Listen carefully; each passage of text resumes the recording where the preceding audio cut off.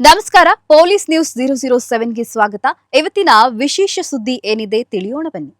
ಮುಖ್ಯ ರಸ್ತೆಯಲ್ಲಿದ್ದ ಗುಂಡಿ ಮುಚ್ಚಿ ಮಾನವೀಯತೆ ಮೆರೆದ ಪೊಲೀಸರು ಎಂದರೆ ಸಿಟ್ಟಿನವರು, ಕನಿಕರ ಇರುವುದಿಲ್ಲ, ಬೈಯುತ್ತಾರೆ, ದಂಡ ಹಾಕುತ್ತಾರೆ ಎಂಬ ಮಾತಿಗೆ ಸಿರ್ವಾರ ಪೊಲೀಸರು ತದ್ವಿರುದ್ಧವಾಗಿದ್ದು ಮುಖ್ಯ ರಸ್ತೆಯಲ್ಲಿ ಬಿದ್ದಿರುವ ಗುಂಡಿಗಳನ್ನು ಮುಚ್ಚುವ ಮೂಲಕ ಮಾನವೀಯತೆ ಮೆರೆದಿದ್ದಾರೆ.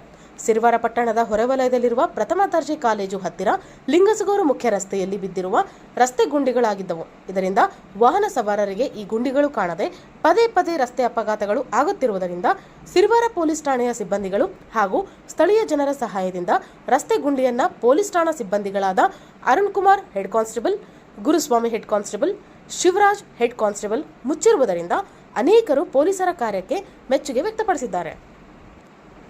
ಸಾಗರ ಡಿಟಿಪಿ ಸೆಂಟರ್ ನಮ್ಮಲ್ಲಿ ಕನ್ನಡ ದಿನಪತ್ರಿಕೆಯ 4 ರಿಂದ 6 ಪುಟಗಳವರೆಗೆ ಪುಟ ವಿನ್ಯಾಸ ಮಾಡಿಕೊಡಲಾಗುತ್ತದೆ.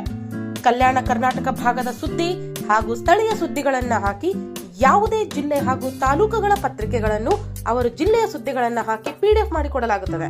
ಹಿಂದೆ ಸಂಪರ್ಕಿಸಿರಿ 843159